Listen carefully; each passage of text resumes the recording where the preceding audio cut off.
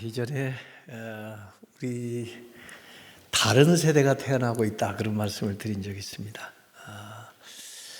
그 말씀은 사사기 2장 10절에 나오는 것처럼 이제 가나안에 가서 정착하면서 그곳에서 태어난 세대들이 다른 세대가 되고 있는데, 그 특징은 하나님을 알지 못하고 또 하나님께서 이스라엘에게 과거에 행한 일도 알지 못하는 그런 세대가 태어나고 또 이제 그 주류를 이루고 있다는 이야기입니다. 그래서 사사기가 이제 혼란한 거죠. 그래서 다른 세대가 되게 하면 안 되고 이음 세대가 되도록 해야 된다. 우리의 믿음을 이어가기 위해서. 그래서 부모의 역할이 굉장히 중요하다는 말씀 드렸는데, 최근에 뉴욕 대학교 교수 조나단 하이트라고 하는 사람이 불안 세대라는 책을 썼습니다. The Anxious Generation. 그래서 2024년도에 미국에서 제일 많이 읽힌 책이라고 그래서 한번 구해다가 다 읽어봤습니다. 근데 이제 이 불안 세대, 특별히 2010년 이후에 지금까지 쭉 되어지는 것들의 영향을 받는데, 주로 스마트폰에 그 영향을 많이 받은 세대들, 특별히 아이들, 이런 사람들이 이제 불안 세대인데, 이 불안 세대의 특징은 분노와 우울증, 그래서 이 정신질환이 급증하고 있다는 이야기입니다. 그래서 이 디지털 세계가 우리 아이들을 어떻게 병들게 하고 있는가 하는 것을 이야기하고 있습니다. 이 안에는 여러 통계가 나와 있는데요, 2010년 이후에 미국 대학생들 정신질환이 급증하고 있는데, 불안 134% 증가, 우울증 106% 증가, ADHD 72%, 약물 남용, 중독 33% 이렇게 증가하는 걸로 나와 있습니다. 청소년들이 10살에서 14살, 별로 나이가 많지 않은데 자살률이 또 급증하고 있습니다. 여자아이 자살률이 167%, 여자들이 더 디지털의 영향을 많이 받는다는 거예요. 남자아이들이 91%, 이렇게 자살이 증가하고 있고, 영국에서 10대 아이들 자기한테 자해를 하는 것들이 2010년 이후에 급증하고 있는데, 남자아이는 134%, 여자아이들은 78%가 증가하고 있다는 겁니다. 그래서 2010년을 얘기하면서, 이전에는 놀이 기반의 문화에서 아이들이 스마트폰 기반한 아동기를 보내면서 이러한 영향을 직접적으로 받고 있다는 거죠. 그래서 많은 아이들은 하루에 한 7시간 정도 스마트폰을 바라보고 5분에 1개씩 푸시 알람을 받는 아이들이 많다고 해요. 그래서 스마트폰, 초고속 인터넷, 셀카 모드 카메라, 인스타그램, 이런 것들로 인해서 아이들의 뇌회로가 망가지고 있다. 뇌회로가. 그래서 현실 세계보다 이 가상 세계, 비현실 세계 아이들이 많이 살면서 실제 생활이 비현실적이고, 그리고 게임에 중독되거나 포르노에 중독되는 아이들이 굉장히 많아지고 있다는 거죠. 그래서 대체적으로 부모들은 현실 세계에는 과잉 보호를 하고 있고, 이 가상 세계에는 과소 보호하고 있다. 바꿔야 된다는 거죠. 가상 세계에서 아이들이 하는 활동을 더 주의 깊게 관찰을 해서 보호를 해줘야 되고, 오히려 이 놀이, 그 세상에서 이렇게 그 활동하는 것은 좀 더 자유롭게 활동할 수 있도록 그렇게 해줘야 된다는 얘기입니다. 이 책에 그 발견 모드, 방어 모드라는 얘기가 나오는데, 발견 모드, 이 놀이 문화는 대개 아이들이 실제 현실 속에서 체험을 하면서 뭔가 이전에 몰랐던 걸 발견하게 되고, 알게 되고, 확장하게 되고, 성장하게 되고, 이 발견 모드라고 그래요. 방어 모드는 이 수용적인 건데, 일방적으로 전해주는 정보를 스마트폰이나 이런 데 통해서 그냥 받아들이고, 또 활동이 없으니까 몸도 없고, 겨우 하는 게 댓글 정도 이렇게 단 그런 경험이 차단된, 이걸 방어 모드라고. 그렇게 해서 이 불안 세대에 4가지 해악을 정리해 놓고 있습니다. 첫 번째는 사회적 박탈. 사회성을 키워줘야 되는데, 사회적으로 이 거리두기, 우리 코로나 때도 거리두기를 했는데, 다른 사람들과 이렇게 단절되어 있는 사회성 박탈. 그 다음에 두 번째는 수면 박탈. 이 수면의 양과 질이 굉장히 떨어진다는 겁니다. 이런 것 때문에. 그래서 집중력과 기억력이 떨어지고, 면역력도 저하되고, 그 다음에 주의하지 않으니까 사고가 많이 급증하고 있다. 그 다음에 세 번째가 주의 산만입니다. 멀티로 이렇게 활동하는 그 능력도 물론 생길 수도 있겠지만은, 집중력이, 주의력 결핍 장애, 그래서 ADHD가 많아진다는 거죠. 주의력이 산만해지니까. 그 다음에 네 번째가 중독인데, 이 스마트폰 보고 게임하고 그러면 도파민 그 분비가 과다되다 보니까 이게 반복적으로 계속돼서 이제 중독이 되고, 그거 안 하면 금단 현상이 오고, 과민성, 그리고 불쾌감, 이래서 건강, 정신이 악화된다. 여자아이들이 더 취약하대. 왜? 좀 더 감성적이니까. 그리고 좀 시각적인 반응을 많이 받고, 또 이 여자아이들에게 표적이 되는 그 범죄적인 것들이 많이 더 노출되기 때문에 남자아이보다 여자아이들이 더 여기에 취약하다. 이런 이야기를 이 불안 세대에서 얘기를 하고 있어요. 그러면 어떻게 해야 되냐? 이분이 말하는 거 이 현실성이 있는지 모르겠습니다. 고등학교 가기 전에 휴대폰 사용 못하게 해라. 그렇게 할 수 있습니까? 저는 청소년이 없어가지고 잘 모르겠습니다. 그 다음에 16살 이전에는 소셜미디어 하지 못하도록 차단해라, 이런 겁니다. 학교에서도 어쩐지 모르겠습니다. 휴대폰 사용하는 거 금지하고, 더 많은 놀이, 육체적인 활동을 이렇게 할 수 있도록, 운동장에서 놀이터에서 놀 수 있도록 그렇게 해야 된다는 거죠. 여러분, 전부 이 페이스북이라든지 뭐 트위터라든지 인스타그램이라든지 그들의 그 사업 목표가 뭔지 아십니까?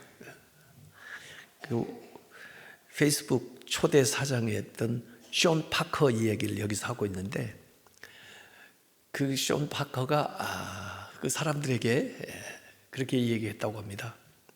우리는 어떻게 당신의 시간과 주의력을 최대한 빼앗을 수 있을 것인가 하는 것을 연구한다는 거예요. 그래서 실제로 이 모든 미디어가 추구하는 게 뭐냐면 우리의 시간을 빼앗아 가는 것이 목표입니다. 우리의 주의력을 얻어 가는 거죠. 눈에 보이지 않지만 우리의 생명을 빼앗아 가는 거고, 우리의 물질을 빼앗아 가는 거고, 우리의 모든 관심을 빼앗아 가는 거예요. 고갈돼 버리는 거예요. 착취당하는 거예요, 애들이. 여기에 지금 노출돼 있다, 이런 겁니다. 이 조나단 하이트, 이 사람은 자기는 신앙인은 아니라 이렇게 밝히고 있어요. 그러지만은 이 영성에 치명적인 해를 가한다, 이게 이렇게 얘기하고 있어요. 영적 퇴화, 영성을 퇴화시킨다. 6가지를 얘기했어요.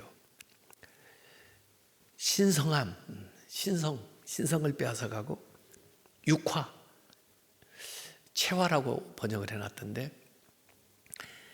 우리의 신앙생활이 몸으로 이렇게 실제로 살아야 되는 거거든요.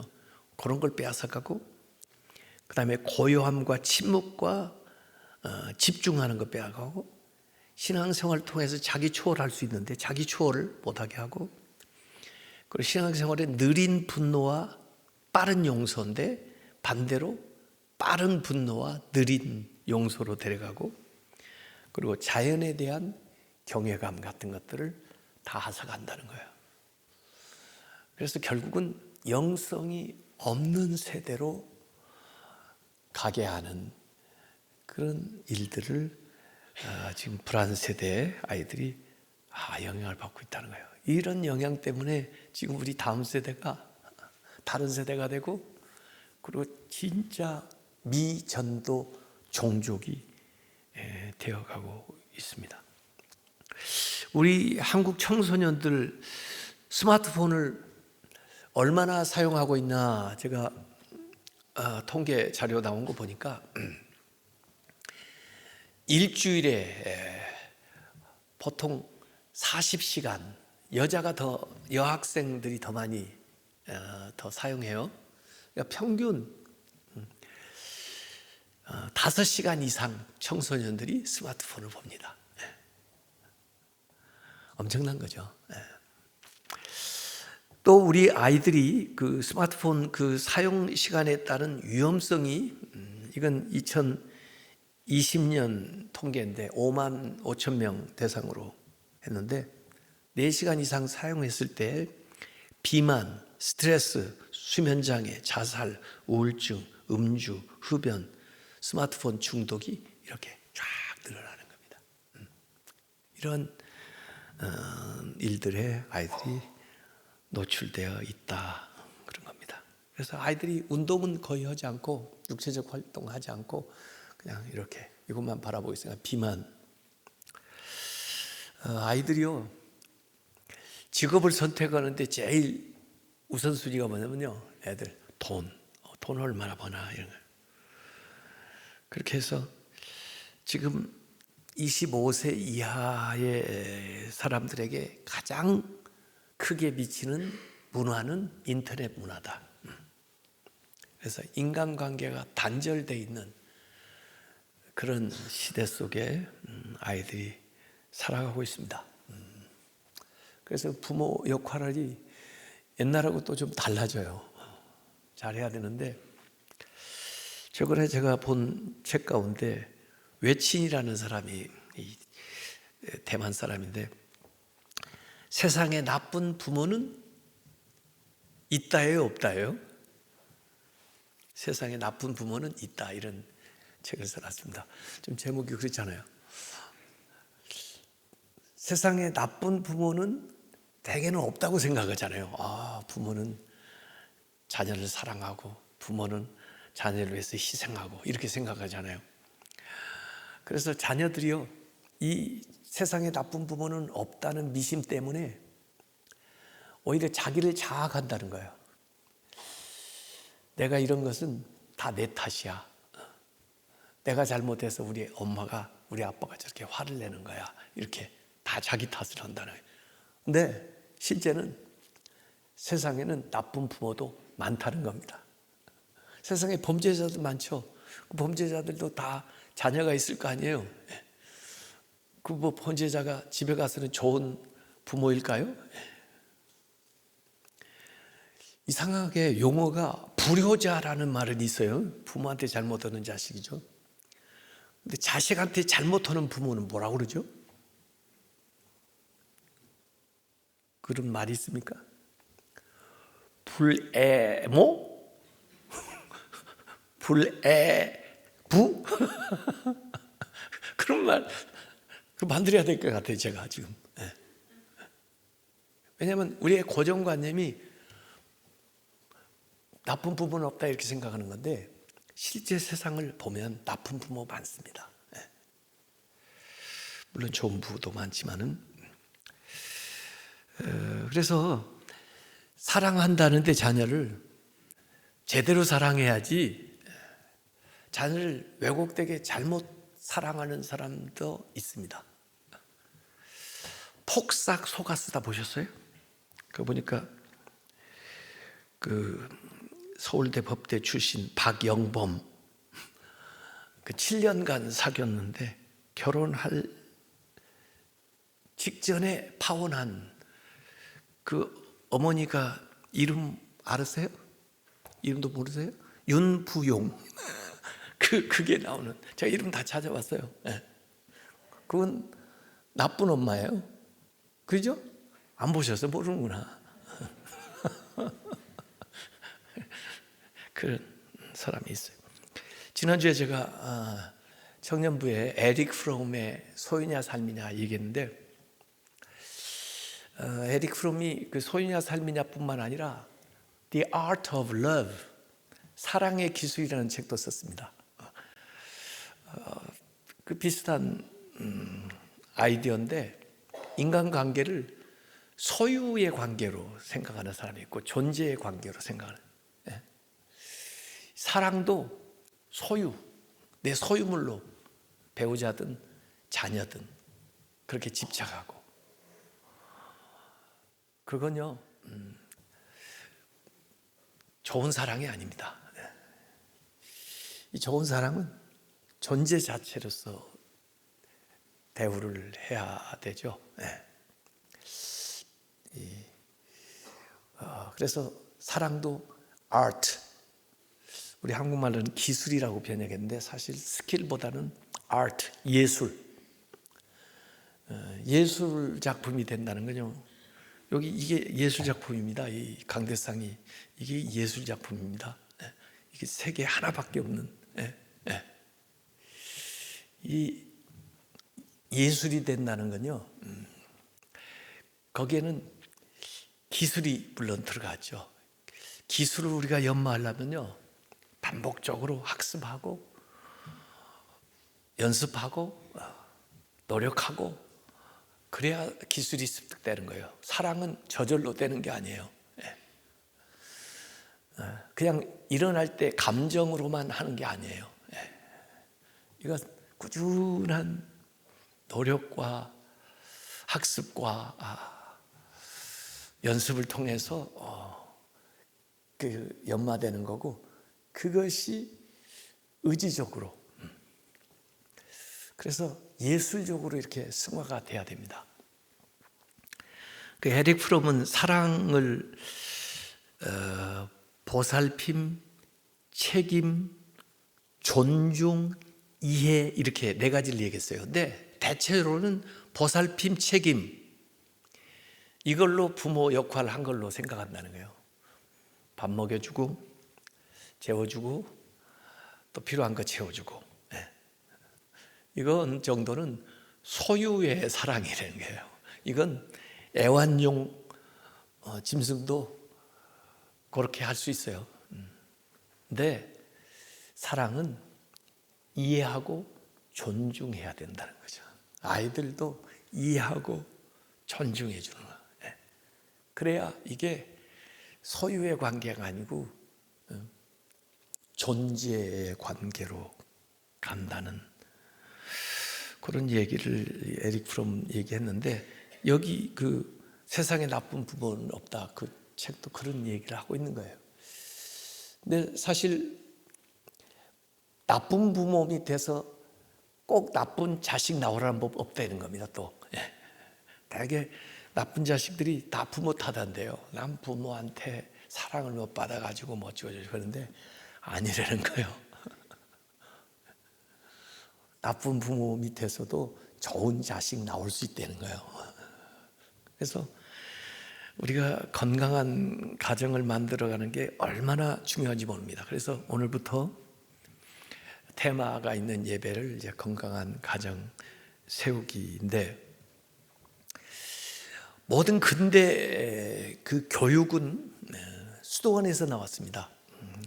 우리 한국 교육도 지금 서양 교육이 들어와서 이렇게 교육 시스템이 옛날 우리 전통적인 그 서당하고 좀 다른 그 교육 시스템인데, 그 수도원 교육에 중요한 세 가지 요소가 있습니다. 수도원에 가면은 그 당시 교육을 할 때 세 가지를 반드시 합니다. 그 중에 첫 번째가 독서입니다. 독서, 책을 읽히는 거예요. 책을 읽는 방법을 가르쳐주고, 또 그 실제로 책을 본인이 읽게 하고, 또 그 읽은 것들을 서로 토론하고, 이 책 읽기, 이 방법을 학교 다닐 때 잘 배워야 평생 교육이 되는 겁니다. 나중에는 자기 스스로 필요한 걸 찾아서 필요한 지식을 습득하면서 이렇게 살아가는 거예요. 책 읽기가 돼야 되고, 그 다음에 두 번째가 기도입니다. 기도는 영성이죠. 영성을 키워주는 거예요. 이건 정신을 주는 거예요. 정신. 그래서 아무리 지식이 많다고 뭐예요? 정신없는 교육이 되면 안 되잖아요. 그래서 그 영성을 키워준 겁니다. 성경 말씀 읽게 하고, 기도하게 하고, 또 때로는 묵상하게 하고, 그러면서 이 영성을 길러주는 거죠. 그 다음에 세 번째가 공동체입니다. 공동생활하는 거예요. 수도원에서 같이 먹고, 같이 자고, 또 같이 일하고, 그러면서 사회성을 키워주는 겁니다. 더불어 함께 살아가는 연습을 하는 거죠. 이 세 가지가 교육의 핵심입니다. 그러면 여러분도 학교를 다녔고, 여러분 자녀들이 학교를 다니고 있는데, 학교 다니는 아이들이 책 많이 읽습니까? 요새 책을 안 읽습니다.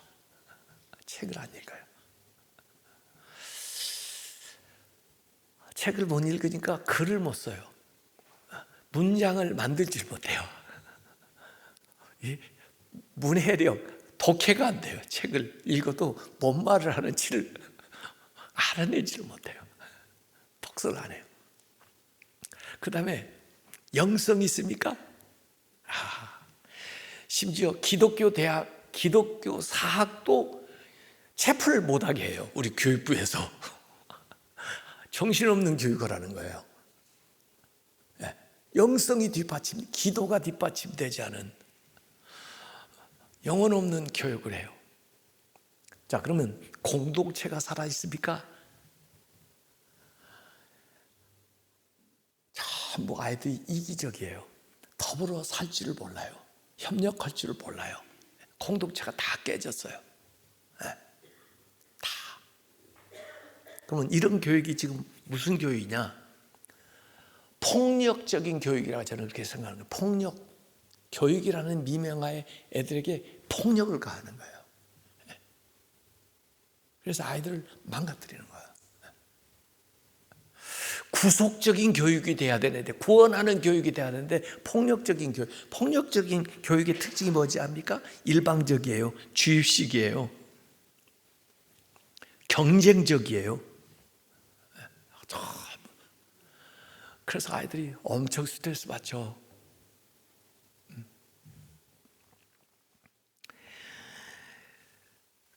그래서 자기 소외가 발생해요. 애들이 행복하지 않아요. 그래서 이 교육하는 현장을 가만히 들어가 보면요, 과거는 있어요. 과거 역사, 지난 것들을 많이 외우고 암기하고 또 그걸 잘 표현하면 실력 있는 아이가 되기도 하는데, 점수도 받는데, 과거 지향적이거나 그러지 않으면 좀 앞서가는 교육은 미래지향적이죠. 앞으로 필요한 직업도 있을 거, 이런 걸 생각하면서 앞서가는 교육을 하는데, 진짜 교육에서 필요한 현재가 없어요. 오늘이 없어요. 오늘 이 시간에 이 아이가 그 발달 과정에 따라서 현재 필요한 것들을 구비시키질 않아요. 다 과거 지향이거나 미래 지향으로 끝나지. 이게 폭력적이란 말이에요. 구속적인 교육이라는 것은 오늘 그 클래스에서 변화가 일어나고, 그 안에서 그 시기에 누려야 될 것들을 누리면서 행복하고, 이렇게 나가는 교육을 해야 되는데 그걸 못해요. 구속적인 교육이라는 그 아이에게 주어진 잠재 역량이 뭔가를 잘 관찰해서 그 개별화시켜 가지고 그 잠재 역량을 throughout education, 이끌어내는 그 잠재태를 현실태로 만들어주는 그런 개별화 학습, 이런 게 있어야 되는데 이게 없어요. 뭐라고요? 우리 교육 현장에 그게 있나? 그래서 오늘 우리에게 지식은 있는데 지혜가 없고요, 인포메이션, 정보는 있는데 트랜스포메이션, 변화가 없고요, 관계는 있는데 깊이가 없어요. 그래서 오늘 읽었던 성경 구절, 예수님의 어린 시절을 딱 2번 기사가 나온 겁니다. 어린 시절, 그 다음에 12살 때.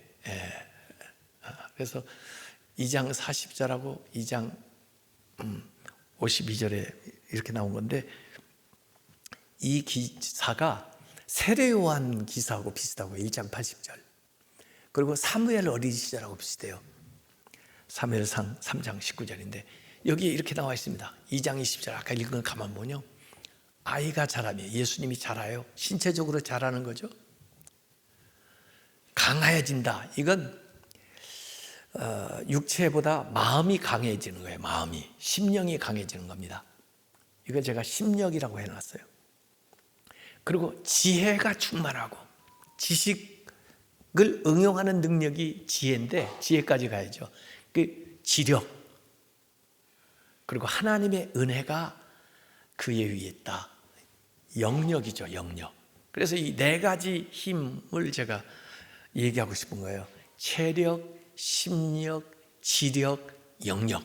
이 4가지 초점을 딱 만들어 놓으면 이게 이제 델타, 삼각뿔이 돼요. 그래서 저는 제 교육 이론은 이 델타 교육이에요. 아래 바닥에 삼각은 균형 있게 체력, 실력, 심력.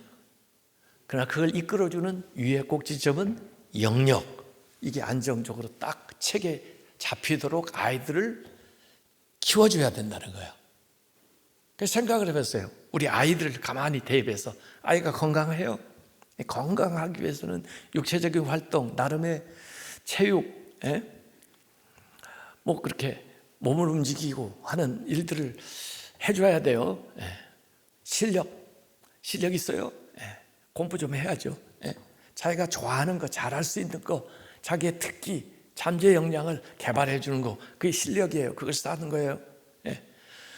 그것만 가지고 안 돼요. 심력이 있어야죠. 심력은 뭐예요? 마음의 힘이에요. 이건 성품이에요. 인내, 또 다른 사람을 불쌍히 여기는 거, 또 뭐 하여간 여러 가지 마음의 성품에 관련되어 있는 거, 정의를 사랑하는 거라든지 뭐 이런 나누고 베풀고 돌보고 뭐 이런 것들이 다 심력에 해당하는 거예요. 사람으로서, 인간으로서. 그리고 위에 영역, 여기 하나님 말씀에서 기도와 은혜를 통해서 하나님 앞에, 그래서 예수님의 유년 시절에 또 누가복음 2장 52절에도 거의 반복적으로 이렇게 나와요. 예수는 지혜와 키가 자라가며,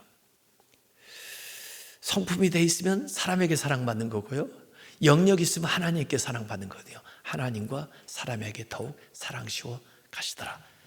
요 네 가지 요소가 균형 있게 잘 발달해야 아이가 건강합니다. 마치 이 물동이라고 한번 보세요. 물동에 사각이 있다고 보고 물을 거기다 붓는다고 보세요. 어느 하나가 위로 올라오지 못하고 아래로 이렇게 바닥으로 쳐지면요, 그것 때문에 다 물동이가 그 방향으로 흘러 낭비가 되는 거죠. 그래서 골고루 내면이 다 잘 올라와야 거기에 물이 차게 되는 거죠. 그래서 우리 아이들이 뭐이 좀 부족한가를 생각을 해봐야 돼요. 그리고 그걸 강화시키는 노력을 해야 돼요.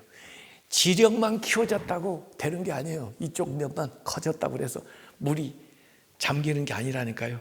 약한 쪽으로 다 빠져나가 버린다니까요.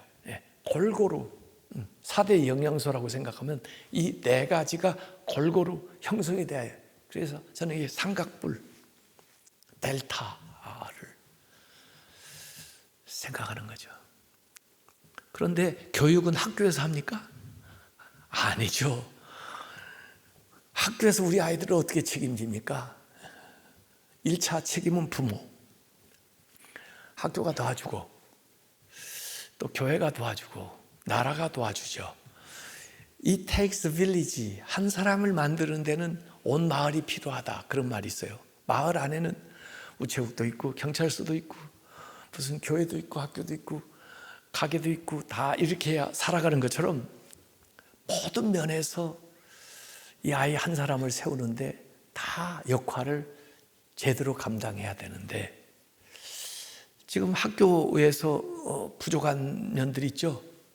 그걸 다 보완해 줘야 됩니다. 그래서 교회에서 교회 교육을 통해서 그걸 보완해 줘야 되고, 부모들이 또 할아버지 할머니가 그 부족한 면을 보완을 해 줘서 이 아이들이 균형 있게 잘 자라도록 해야 이 구속으로서의 교육이 된다. 지금 우리 교육은 전부 폭력이에요. 폭력. 애들을 가능성을 죽이고 인간성을 말살하고 이 아이들을 불행하게 만들고, 그런 교육을 하고 있는 거예요 지금요. 여기 우리가 애들 그냥 방치할 겁니까? 누구 다른 사람 책임을 물을 겁니까? 그래서 우리가 좋은 부모가 되려면 이런 것들을 잘 생각하고 우리 자녀들을 주의 깊게 관찰하면서 나가야 된다는 거죠. 그러지 않은데도 자녀가 잘 자라줬으면 참 여러분 하나님의 은혜입니다. 네, 지금은요 더 어려운 시대가 돼버렸어요. 지금 불안 세대라. 그래서 옛날 같지가 않아요. 더 많은 기도와 관심과 바른 사랑이 필요한 때입니다.